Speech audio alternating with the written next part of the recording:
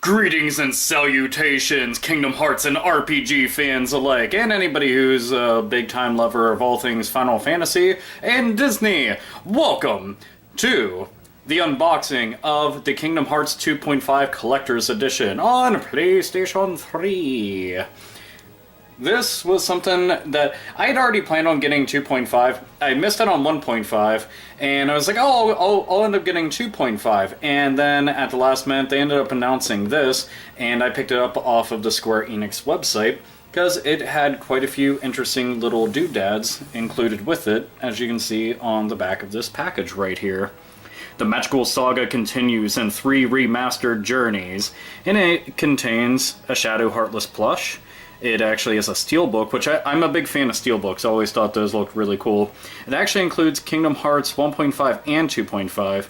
That was a big time selling point for me since, like I said, I missed it on the first one, and this included both of them. It has a collector's pin, and it has a hardcover art book, and me being a big time fan of art books, I thought that was kind of cool. The side of the box has the little crown logo on it. The bottom of it is pretty much exactly like the top, just a bunch of little logos and stuff. And naturally that's how it looks on the front, since you had already seen that when I started up the video. So let's go and unbox this packaging. Now, first thing that you'll see is one of the flaps actually contains the pin right there. So we'll end up taking that out as soon as we get everything else out. Naturally, the biggest part of this is actually the plush, and the plush is really, really big. I have a surprising amount of plushies now. I don't know how I ended up getting so many of these over time, but I did. There goes the steelbook, and let's get this art book out, shall we? And it does make me happy that they decided to go with a hardcover art book. And it's supposed to have the look of something that's leather bound. Naturally, it's not leather bound, but still, it actually looks kind of nice. But we'll have a look at that, and let's try to get this pin out without messing up the packaging. I hate whenever they package things certain ways and you get all worried about messing it up. And there we go. So we got that. Box is nice and empty, so we can just go and set that to the side. Now, the pin, I know that there's the collector's edition and there's a limited edition, and the pin actually comes inside of both of them. We'll go and take this out so you can actually see it a little bit easier. I know some people are just like, oh my god, it's being opened! How terrible! But, well, that's the entire point of this. So, you can see right there, it's Mickey and Sora. That's a nice looking little pin. I thought it was kind of cool that on the back both of these are actually in the shape of Mickey Mouse's noggin, so it's kind of amusing. But yeah, it's a neat little pin. Actually has the chain from his keyblade right there, completely separate from it. So, got that, and it says Kingdom Hearts 2.5 ReMIX. ReMIX. Now on here, this actually contains a little bit of plastic, so I'm going to go ahead and rip this off the best that I can. Actually it came off pretty easily, but it might be a little bit more annoying than that. So, it's not all glossy or anything like that. Actually, it feels really nice as far as steelbooks go. And steelbook.com is on the side there. And the art on it, if you're a big time fan of the art from any of the Kingdom Hearts games, then something like this is going to be exceptionally nice for you, since it has a vast majority of the cast, at least a main character class, from a lot of these games, and I thought that was very cool. And I figured there's going to be more art on the inside, so let me go ahead and move this out of the way. So we got both of the discs inside of there, and as you can see, it's clear on the inside, so we have even more art to go and check out. But right there we have Kingdom Hearts 2.5, and right here we have Kingdom Hearts 1.5. So, and I know that there was quite a few people that were bothered by the fact that they already had 1.5, and they didn't actually see the point in getting something like this, but for anybody like me, it's actually quite good. So, right there, get a nice little piece of art, though it's kind of hard to see King Sora essentially going and sitting there, all Game of Thrones style and stuff, hanging out with Donald Goofy and stuff. But let's go take that disc out, And again, more art. That's one of the reasons why I end up liking a lot of the cases that are clear on the inside and actually include interior art. I just think it looks really killer. So get the discs put right back inside of there. And close that up. And I don't know if you got to see that all that well, but right there on the side, Kingdom Hearts HD 2.5 ReMIX, and has a bunch of little logos on it. Again, it's a really nice looking case, so it might actually stand out by comparison to the rest of my PlayStation 3 games, because sometimes they'll end up making something like this, and then they'll have the little plastic slipcover that goes over it. This doesn't actually include it, but I'm completely okay with that, because worst case scenario, I can always just get a regular generic case or something like that to, if it's something that's exceptionally glaring on my shelf. Let's see, both of these right here, Kingdom Hearts 1.5 and 2.5. These are our manuals, air quotes here, which are basically not manuals. They're just kind of warnings and all sorts of other things, and telling you about the controls, and that's really about it.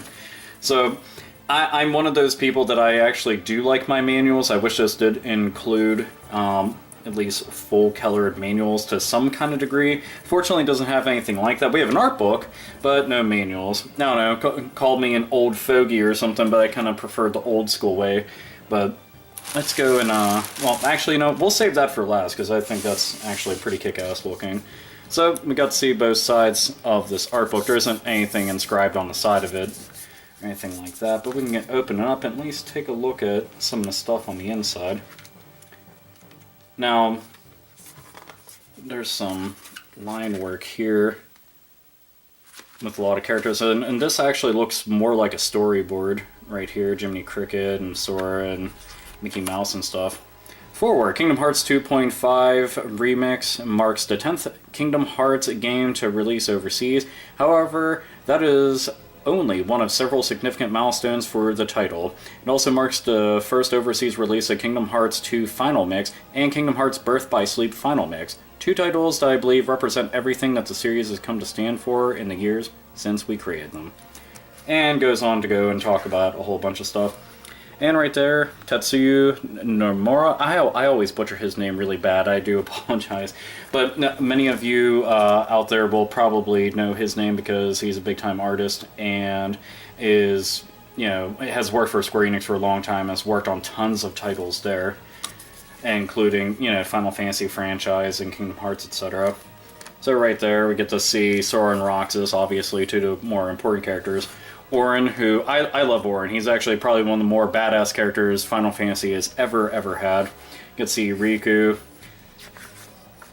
Kairi, and just, it pretty much goes through everything. And by the way, Zack is a bad motherfucker. I always love him a whole bunch. Ever since I went and played Final Fantasy VII Crisis Core. So right here it shows summon Sora forms and summons. Lilo and Stitch, oh my god, so badass. And there goes Axel. I quite fancy Axel, he's pretty fucking badass. Maleficent, which I still haven't seen the Maleficent movie. I don't know if it's actually any good or not, but I've always been a fan of her character just because she always looked really neat. We get to see a whole bunch of the Heartless and other types of enemies here. Keyblades, which I always thought the Keyblade designs were really fucking cool. I mean, who the hell wouldn't want to run around with the Oblivion? Like, I'm sorry, but the Oblivion, that looks incredible. I love something like that. That's just really fucking neat. And then we get to see some of the worlds here. And concept art, too. I always like concept art. But right here we get to see Pride Land, which obviously is from The Lion King and stuff. You can see what the characters look like in the individual worlds that they end up going to. Mysterious Tower, Land of Dragons, Agrabah. But yeah, I don't know, I always like art books like this. Assuming that the art is actually exceptionally good and something that I can, be interested in, gravitate towards. Let's go and rip this sucker open. Come here, plushy Heartless. Like his little legs were all backwards and stuff. So let's see, what does this tag say? That is a gigantic tag. Choking hazard! Alright, so right there, a little shout to Ashen's got a sad onion there. So there might be 0 to 3 sad onions, and they are not permitted apparently. So that's the get the fuck out of here sign, so we got that.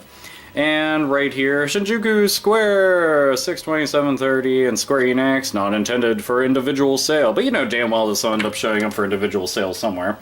I think that the little arms and stuff being all like flappy about and stuff kind of reminds me of a lot of puppets and stuff, but little antennas, whatever you want to go and call them, up on top. I actually thought that these might bend or something like that, but they seem to be pretty stationary. But little eyes right there. Look into his soul. Dun, dun, dun, dun, dun, dun. And that's one of the points that if somebody walks in on one of those on that particular section of the video, like, what the fuck are you watching? I'm watching Alpha Omega Sin unbox a game. No, it doesn't seem like that. But apparently so. But yeah, I like this quite a bit, and I just think it looks really cool.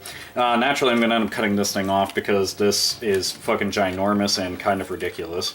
So yeah, it needs to go away. But either way, this was one of the major selling points on it for me. That and getting both Kingdom Hearts 1.5 and 2.5, but I thought it was pretty fantastic. So anybody out there that was interested in getting into the Kingdom Hearts games, and especially if you missed out on some of the titles like I have, you know, I never got to play Recoded, for example, and I never got to play Birth by Sleep, so this is kind of nice for me. Now granted, while it's a really good Kingdom Hearts collection, you know, the fact that you're getting so many games with it, you're not going to end up getting something like Dream Drop Distance, which is on the Nintendo 3DS. So you never know, that might end up making some kind of a console release. It would actually be nice to see it show up on the Wii U. The Wii U definitely needs some Kingdom Hearts love. But overall, really good collection, I have to say. I've been wanting to go back through the original Kingdom Hearts, for example, because it's been years since I played it. And the very idea that I now have all of them, you know, in HD and trophies and stuff, and we're getting even more primo versions of particular titles that were Japanese exclusive for a long time, is pretty fucking rad, I have to say. So, there it is, the collector's edition of Kingdom Hearts HD 2.5 ReMIX, which was on Square Enix's website. I hope you enjoyed this unboxing, because it's a pretty kick-ass little series. I want to go and share it with all of you out there. So anyway, I will conclude this. Like always, nerds, nerdettes, and gamers, game the fuck on. Wish I could get him to do that, so we can... Here, how about this? Let's get that. You ready? Game the fuck on. And that should be a GIF somewhere. But yeah.